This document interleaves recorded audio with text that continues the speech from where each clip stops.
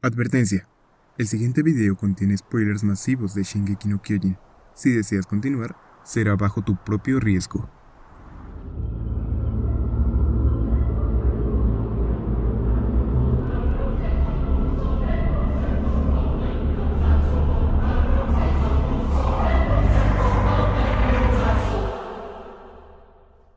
Tal como todos ya debemos intuir, este pacto debe incluir un embarazo tal como el primero, ya que, si bien el primero no incluye el farol, sí vemos un objeto común, la manzana, que ya habíamos explicado que simboliza la fertilidad y, de una u otra manera, la entrega sexual. Ahora, esta vez, esta entrega debe tener un tinte diferente al del comienzo. No se puede seguir cometiendo el mismo error que terminaría condenando a milenios de esclavitud a la humanidad. Esta diferencia queda referenciada en el capítulo mencionado al inicio de este análisis, el capítulo 122.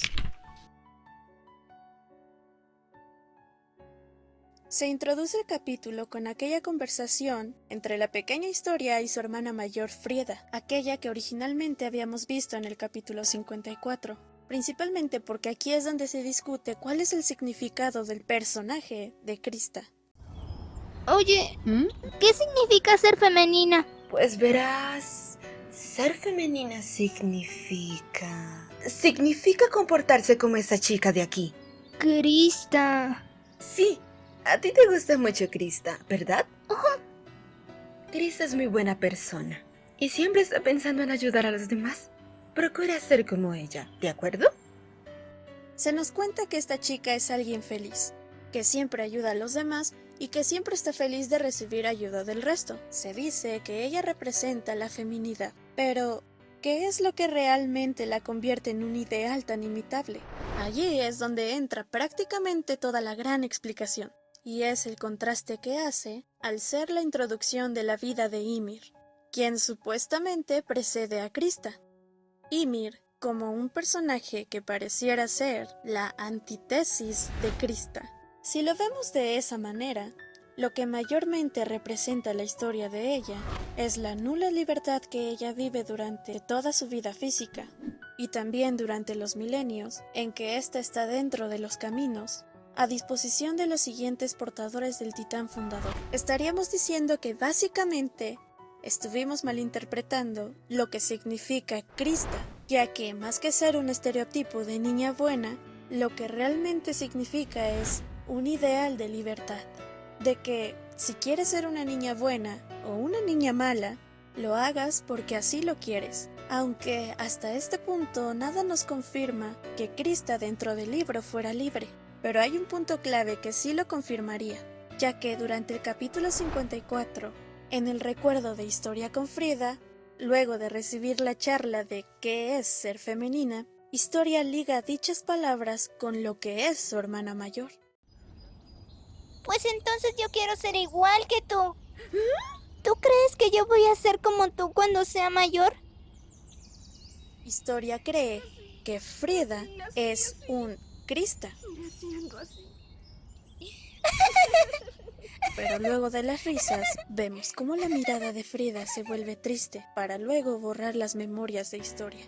Esto nos quiere decir que Frieda realmente no cumple con lo que es ser Krista. No porque no sea una mujer femenina, sino porque no es libre. Y eso significa ser Krista. Dentro del mismo arco, se nos revela que Frieda tenía un sueño que jamás pudo cumplir al haber portado el poder del fundador y ser dominada por la ideología de Karp, cosa que también vimos le provocaba depresiones y ataques de pánico. Es por eso que cuando vemos la historia en el capítulo 70, en su versión más libre, sin darnos cuenta, Historia estaba siendo más Krista que nunca, y por eso el capítulo toma el nombre que tiene, en referencia a Frieda.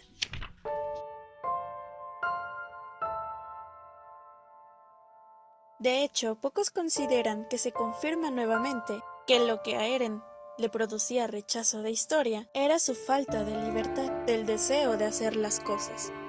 No rechazaba la idea de ser niña buena, porque esta historia, la historia libre, está cumpliendo básicamente con las mismas características de antes, vivir para ayudar al resto. Y es una cosa que ahora Eren reconoce, al punto de halagar a Historia por lo que está haciendo. Porque si lo está haciendo ahora, es porque ella así lo quiere. Una de las razones por las que se convirtió en reina fue para hacer esto. ¿El qué? Ella reunió a todos los huérfanos y necesitados de los distritos subterráneos para ocuparse de ellos. El capitán se crió ahí y la ha estado apoyando con el proyecto. Ella los ayuda a todos, sin importar quiénes son ni de dónde vienen. Esto es lo que Historia quiere hacer. Es esa libertad la que Eren ve en Historia, la que vemos constantemente protegida por él. Y reitero, su preocupación está en la libertad, no en la acción a tomar. Muchas personas por diálogos de Eren llegan a pensar que se niega rotundamente a que Historia tenga hijos, como si la natalidad de por sí no fuese sinónimo de libertad, cuando nada que ver. Si eso significa pagar por nuestras vidas con muros rotos, tierras pisoteadas e hijos criados y asesinados como ganado, entonces yo jamás aceptaré el plan de Seki. Donde se interpreta, dado que esta es una respuesta indirecta a Historia, aceptando el quedar embarazada, que Eren está en contra del embarazo, y que por ende, este debe ser considerado una forma de atentar contra su libertad, cuando realmente estamos obviando el hecho de que es una respuesta a Historia, aceptando una petición o imposición de embarazo. Ellos quieren que tú des a luz a un hijo que solo tendrá como propósito en la vida el convertirse en un sacrificio para esta isla. Ellos quieren seguir forzando a padres e hijos a comerse unos a otros, y yo no lo voy a permitir. De hecho, es curioso porque de lo que declaró Eren en el capítulo 107, lo único que realmente protegió hasta el final fue la libertad de Historia. Porque si hablamos de muros rotos y tierras pisoteadas, pues no hay mucho que decir a día de hoy.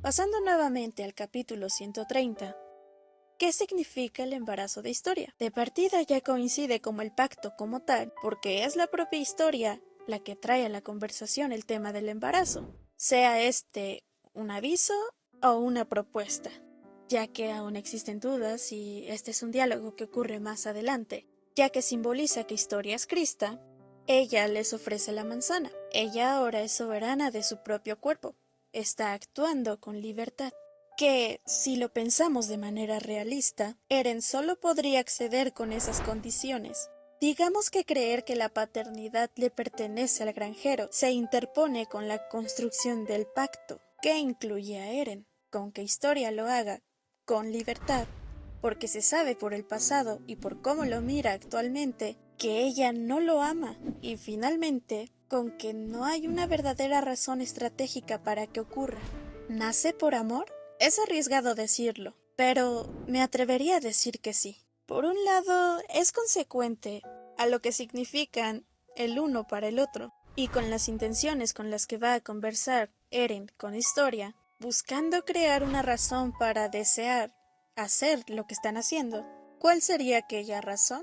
Pues básicamente la que Kruger partió, poniendo como condición para evitar que siga ocurriendo el mismo error una y otra vez. Forma una familia. ¿Ah? Cásate cuando logres entrar a las murallas. ¿Pero qué estás diciendo? Yo todavía tengo a Daina. Formar una familia a la que proteger, cosa que tiene mucha fuerza conceptual sobre lo que significa cumplir una misión siendo un Jäger, trayendo en sus hombros los pecados de su familia, tanto de su abuelo como de Grisha, quienes, en su afán de cumplir su rol, terminaron traicionando a sus hijos. Eren, con el retumbar bajo la idea de familia, es el primer Jäger que cumple su misión, no sacrificando, sino que protegiendo a su familia. Si lo pensamos desde esa base, se explican muchas cosas. Se explica el cambio de ánimo de Eren, desde cómo lo vemos en Paradis, a cómo llega a Marley con una faceta mucho más melancólica. Se explica por qué Eren se sensibiliza tanto con la familia del Medio Oriente y por qué le regala su última sonrisa al padre de la familia. Se explica también por qué intentó dañar psicológicamente, sin ninguna razón aparente, a su abuelo, mencionando sus arrepentimientos respecto a su familia. Y también por qué Eren, durante su conversación con Seke, cambia su expresión de falsa apatía a tristeza, luego de recordar el tema del embarazo y mencionar los pocos años que le quedan. Cosa que, si recordamos bien, toma sentido cuando vemos a Reiner en el capítulo 117, diciéndole que no tiene sentido seguir luchando.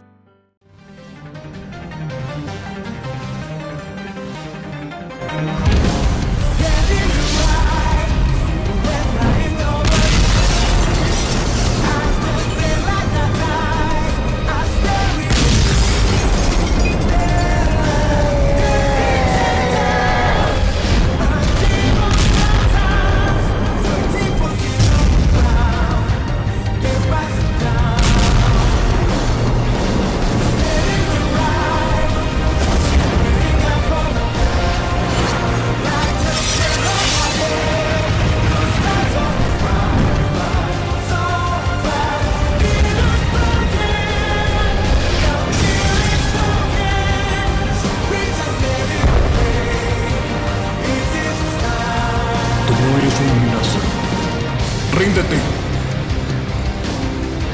Esto es lo más lejos que pudiste llegar.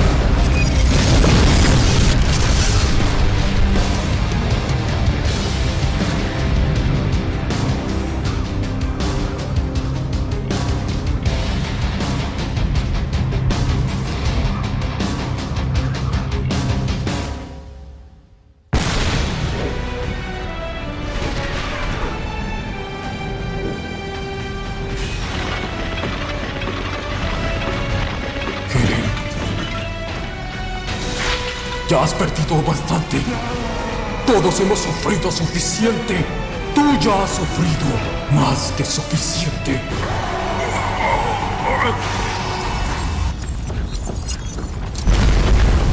Moriremos en unos años. No importa cuánto luchemos. Estamos destinados a morir.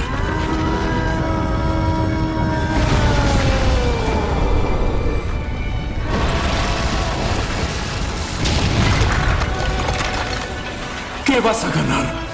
De vivir más tiempo. Eren, acabaré con esto por ti. Ya ha sido demasiado. Solo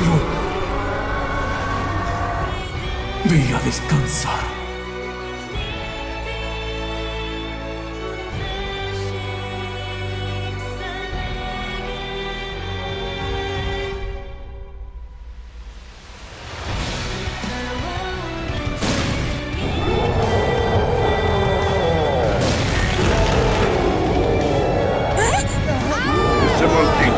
¡Hijo de!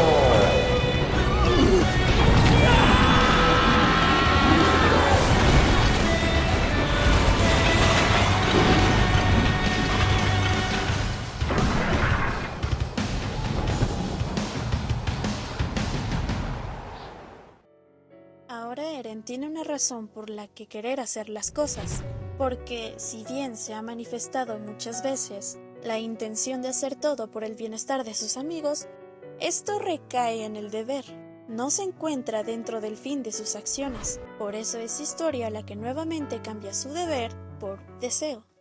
De hecho, ya como dato curioso y para ir terminando, es muy interesante que sea Historia, en su momento, la que le dice a Sasha: ¡Déjala en paz! No está obligada a cambiar porque tú se lo digas. Esta es la Sasha que ella quiere ser. Y habla como le parece. A mí eso me gusta. Se me hace lindo, ya que vemos a Sasha en su naturalidad máxima, enamorando a Nicolo. Sasha, con sus malos modales, terminó de, por primera vez, dentro de la discusión, exponer la ruptura de los prejuicios entre naciones a través del tema más tabú en Shingeki no Kyojin, el amor. Considerar el pacto que dará fin a todo en Shingeki no Kyojin como uno que representa la libertad, uno que se da entre personajes que, para bien o para mal, siempre han estado dentro de esa discusión y cuyo desarrollo está íntimamente ligado a ello. los enemigos de la humanidad, terminando con ella, dándoles la oportunidad de un nuevo amanecer, donde ahora sean libres.